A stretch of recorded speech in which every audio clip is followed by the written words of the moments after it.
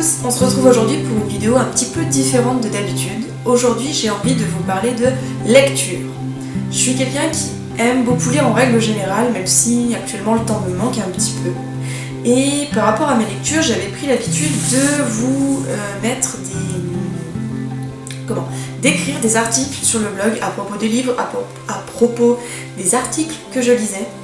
Mais à force, je trouvais que ce format était franchement ennuyeux. Et du coup, pour pallier à ça, je me suis dit qu'un petit format vidéo, ça pourrait être sympa. Donc, c'est parti! Aujourd'hui, je voudrais vous parler d'un article un petit peu spécial. C'est un article que j'ai lu il y a 9 ans maintenant et qui m'a franchement marqué. C'est un article qui s'intitule L'heure des récompenses, qui a été écrit par Hélène Roche et qui est paru dans Le Cheval Mag numéro 472 au mois de mars 2011. Je vais d'abord vous expliquer de quoi parle en gros cet article, de quoi il est composé, et ensuite on reviendra un petit peu plus sur ce que moi j'en ai pensé. Voici donc les grandes lignes de cet article. Il se divise en 4 parties. La première partie explique toutes les notions de base comme le renforcement positif, le renforcement négatif, la notion de récompense aussi qui est très importante parce qu'on s'aperçoit finalement que c'est une notion qui est très mal comprise par de nombreux cavaliers. Et non, donner une pomme à chaque fois qu'on va avoir pompon, c'est pas une récompense. Lui donner toutes les récompenses du monde, les bonbons, les machins, tout ce que vous voulez, après une séance de travail, ce n'est pas une récompense, en tout cas pas au sens scientifique du terme. Si vous voulez savoir ce que sont le renforcement positif, le renforcement négatif, je vous mets en barre d'infos les liens de mes articles qui correspondent à cela, et je vous laisse aller les consulter. Mais pour faire court, le renforcement positif, c'est ajouter quelque chose au cheval, donc une récompense, une caresse, une gratouille, peu importe, quelque chose de positif qui va permettre de fixer le comportement. A l'inverse, le renforcement négatif, c'est retirer quelque chose. Donc on va enlever une pression, par exemple, quand on veut faire avancer le cheval, on serre les 2 jambes autour de son flanc, quand il avance, paf, on relâche. C'est ça, le renforcement négatif. Ce n'est en rien dire c'est bien et c'est mal, c'est pas du tout ça. Ça n'a aucune valeur. C'est pas des signes mathématiques qu'on entend par positif et négatif.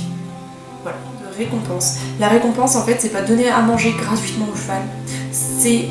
La récompense, c'est un élément qui permet de motiver son cheval et lui donner l'envie de fournir un effort pour l'obtenir. Dans la deuxième partie de l'article, elle explique comment on peut choisir la récompense. Parce que c'est un truc auquel on pense pas forcément. Mais en fait, c'est important de savoir ce pourquoi le cheval est prêt à faire un effort. C'est-à-dire que si on prend un élément, je sais pas, qu'on donne une carotte à un cheval qui n'en a jamais goûté, clairement ça va pas du tout être un élément motivateur pour lui. Alors que s'il adore les pommes et qu'on lui donne une pomme, là clairement pour lui ça va être l'élément déclencheur qui va lui permettre de vouloir faire les choses. Et elle rajoute aussi que tout ce qui est tape sur l'encolure, grosse claque, comme on a l'habitude d'en voir dans les centres équestres, ça non, ça ne peut pas être considéré comme récompense, du fait que le cheval est un animal extrêmement sensible, et il y a plusieurs études qui vont dans ce sens, dont j'ai pas les références malheureusement, mais qui expliquent que en fait, un cheval est capable de ressentir une mouche sur son pelage. À votre avis, si une mouche le dérange, qu'est-ce qu'il va penser clairement de cette grosse tape qui lui arrive sur l'encolure?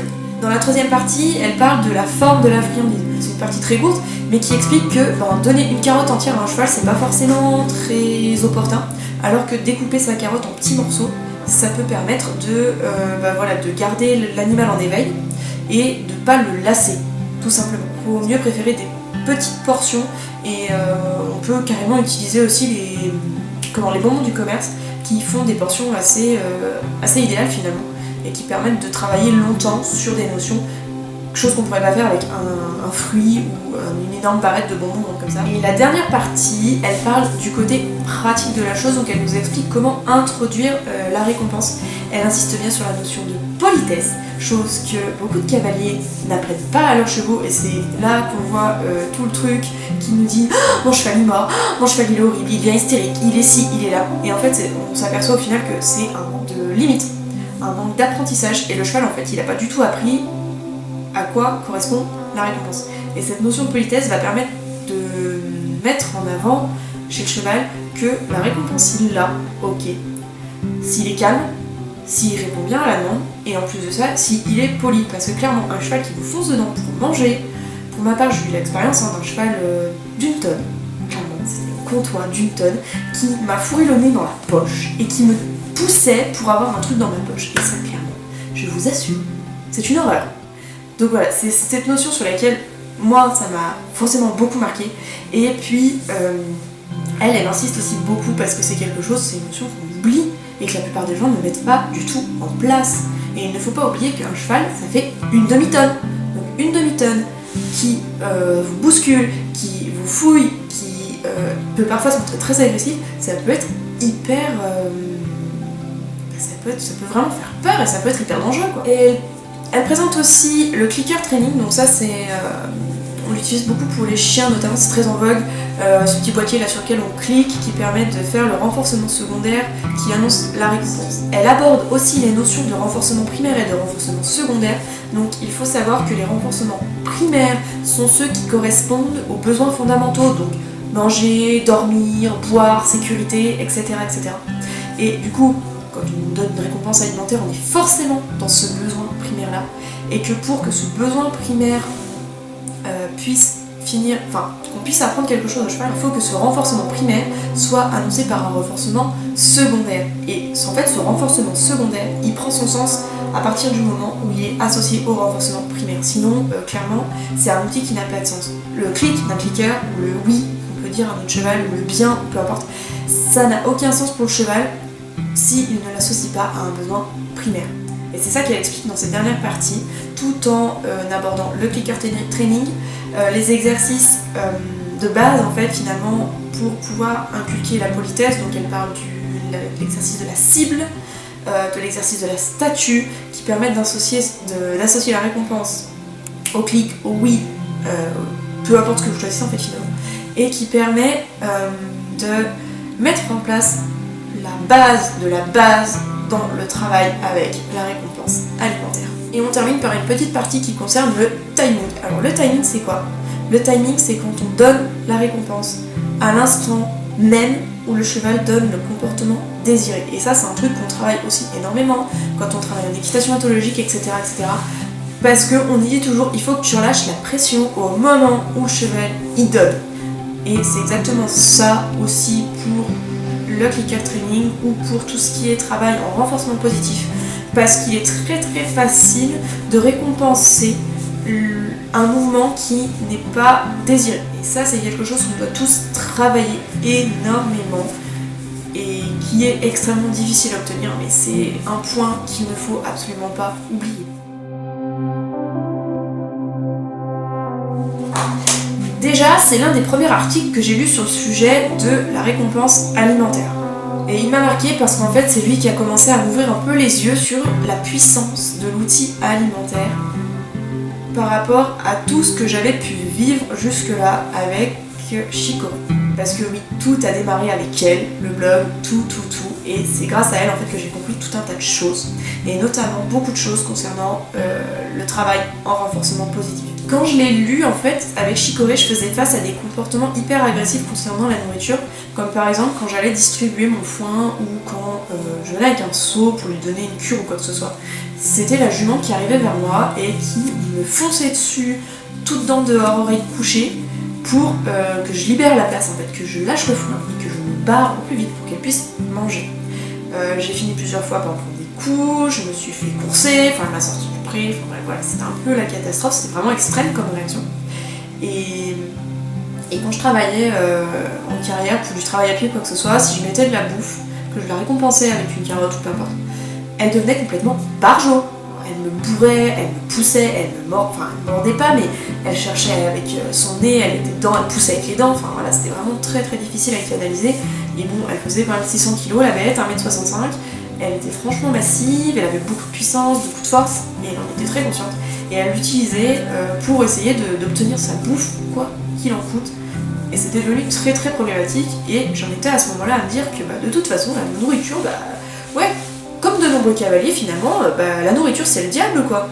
je peux pas l'utiliser, c'est n'importe quoi, ça rend mon cheval fou. Et en fait, la lecture de cet article, ça a été le déclencheur de pas mal de choses. De 1, j'ai compris que la nourriture, finalement, c'était pas le diable en personne, et que c'était comme tout, fallait apprendre à l'utiliser.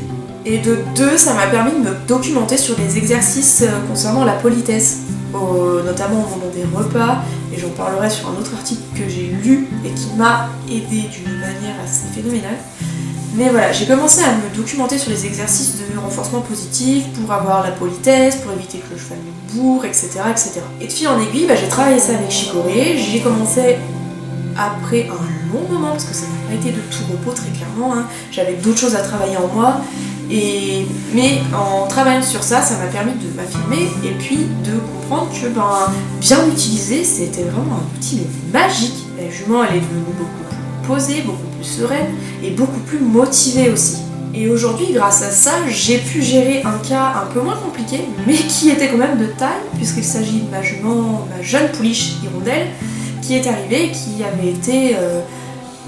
en voulant bien faire, en fait, son dresseur la gâtait énormément de pain, de poire, de tout ce qu'on voulait, et dès qu'elle voyait l'humain, c'était pour de la bouffe, quoi. Et du coup, elle est devenue hyper envahissante, et c'est une jument qui, première fois que je les ai nourries à la maison, dans l'hiver, quoi, premier hiver à la maison, je nourrissais parce que j'apportais le foin, etc. Et c'est une jument qui m'est passée devant, qui m'a laté. Elle m'a envoyé 2 postérieurs pour pouvoir accéder au foin. Et clairement, sans tout ce que j'avais pu apprendre avant ça, grâce à Chicorée et grâce à cet article sur la nourriture, j'aurais pas du tout su réagir, quoi. La jument, je l'aurais catégorisée comme dangereuse, et elle l'aurait compris, elle l'aurait utilisée, parce que clairement, Hirondelle, c'est une demi-trait, elle a une force incommensurable, et elle m'aurait littéralement piquiné. Et c'est tous ces apprentissages que j'ai fait concernant la politesse, concernant la nourriture, etc., ça m'a permis de gérer ça, et un an après, je peux d'ores et déjà dire que ça a eu un effet miraculeux, puisque je peux travailler avec de la nourriture en liberté avec ma pouliche et ça ne pose absolument aucun problème. Et d'ailleurs, ça m'a amené tout ça à travailler au clicker avec les filles, et j'avoue que sur Shaman, qui avait quand même pas mal de mal avec la nourriture, puisque c'est un moyen de se déstresser pour elle, c'est quelque chose d'assez fort, et bien ça lui a permis de se rouvrir doucement à ce qui l'entoure, et maintenant c'est un vrai clown. Là encore ce matin, elle me l'a prouvé en ouvrant la porte de son box, chose qu'elle n'avait jamais faite. Mais voilà, c'est que voilà, j'ai mon petit... Ça m'a permis de m'ouvrir à ça. Le clicker training, c'est quelque chose de très basique finalement. Et on peut le faire soit avec un clicker, soit avec la voix. Et franchement, ça marche du tonnerre de Dieu, comme on pourrait dire. Si on prend en compte en fait tout ça, tout ce qui est politesse, tout ce qui est rigueur finalement. Parce que c'est ça que ça impose, la nourriture. Récompense alimentaire impose une rigueur extrême. Donc voilà, en bref, cet article, ça a été un électrochoc pour moi, un élément déclencheur dans ma vision des choses concernant la friandise, ce qui m'a permis d'aller maintenant jusqu'à l'utilisation du clicker training. Je ne suis pas professionnelle dans tout ce qui est clicker training, etc. Mais si vous êtes intéressé, je vous invite vraiment à aller vous documenter sur le sujet. Il y a pas mal de choses sur internet, des sites en anglais, et je conseille vraiment pour ceux qui ont YouTube ou Instagram d'aller voir la chaîne Equestre et le compte Instagram de The Willing Equine, parce qu'elle travaille que en renforcement positif, et franchement ce que ça donne avec les chevaux, c'est vraiment très très chouette, et elle vous donne pas mal de petits tips pour commencer tout ça. Pour ceux qui voudraient lire l'article en question, malheureusement le magazine n'est plus disponible en kiosque. Il s'agit donc du numéro 472 de mars 2011, et pour les petits chanceux qui y seraient abonnés, je vous invite à aller relire l'article. Sinon, pour ceux qui se demandent, voilà la couverture de notre ami le magazine en question. Vous pouvez retrouver donc sur le site chevalmagazine.com, chevalmag.com, la couverture et puis le sommaire de cet article-là, avec quelques passages de certains articles qui sont pas mal intéressants, dont un autre que je parlerai plus tard dans une vidéo ou sur un article sur le blog, je ne sais pas encore. Pour ceux qui seraient intéressés par le clicker training et comment motiver son cheval vis-à-vis de ça, je vous invite à lire le livre Motiver son cheval de Hélène Roche, qui traite du sujet et qui l'explique très très très très bien. Il y a aussi les livres de Véronique de Saint-Valery qui sont pas mal à ce sujet-là. Je crois que j'ai tout dit à propos de cet article. Si vous avez aimé cette vidéo, n'hésitez pas à la liker, à laisser un commentaire pour me dire ce que vous en avez pensé, ce qu'il y aurait à améliorer, ou tout simplement si vous avez des choses à rajouter sur le sujet. Quant à moi, je vais vous faire des gros bisous, prenez soin de vous et de vos loulous. À tout bientôt, bye!